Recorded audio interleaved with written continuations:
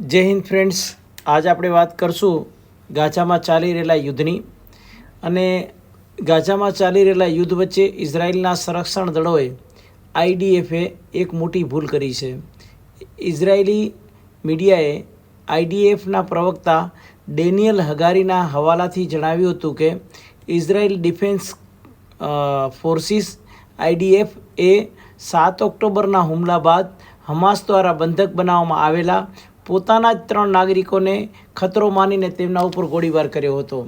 આ ઘટનામાં 3 નાગરિકોના મોત થયા હતા અને આ હુમલા દરમિયાન કિબુત્ઝ કફર અજા પકડાઈ ગયો હતો, જ્યારે સમેર અલ તાલકાને નીર-અમ દ્વારા બંધક બનાવવામાં આવ્યા હતા. ઇઝરાયેલી સૈનિકો દ્વારા બંધકોની હત્યા બાદ ઇઝરાયેલના પ્રધાનમંત્રી બેન્જામિન નેતન્યાહુ સવાલોના ઘેરામાં ફસાઈ ગયા હતા.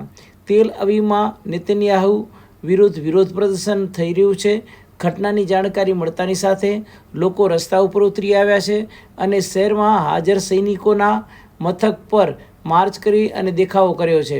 પ્રદર્શનકારીઓએ બંધકોને છોડાવવા માટે સરકાર સાથે સમાધાન કરવાની માંગણી કરી હતી અને છેલ્લા કેટલાક દિવસોમાં હમાસે 12થી વધુ બંધકોને મુક્ત કર્યા છે, પરંતુ હજુ પણ 100થી વધારે બંધકો એમની પાસે છે. બેન્જામિન નેતન્યાહુએ આ દુર્ઘટના પર દુઃખ વ્યક્ત કરતા એક નિવેદનમાં કહ્યું કે આ એક અસહનીય દુઃખદ દુર્ઘટના છે.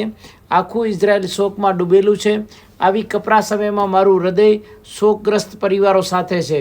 તો આ બાજુ ઇઝરાયલની સેનાના પ્રવક્તા ડેનિયલ હગારીએ કહ્યું કે સેના દ્વારા જે પણ કંઈ થયું તેના માટે જવાબદાર છે. અમારું માનવું છે કે 3 ઇઝરાયેલી બંધકો કાં તો હમાસના કબજામાંથી ભાગી ગયા હતા અથવા તો આતંકવાદીઓએ તેમને છોડી દીધા હતા, જેમણે તેઓને બંધક બનાવ્યા હતા.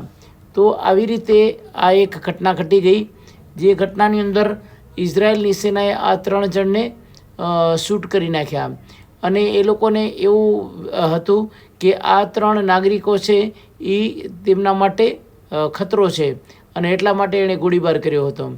તો આવી રીતે એક આ ખબર મેં તમારા સુધી પહોંચાડી. તો આ ચેનલને લાઈક, સબસ્ક્રાઈબ અને શેર જરૂર કરો. જય હિન્દ.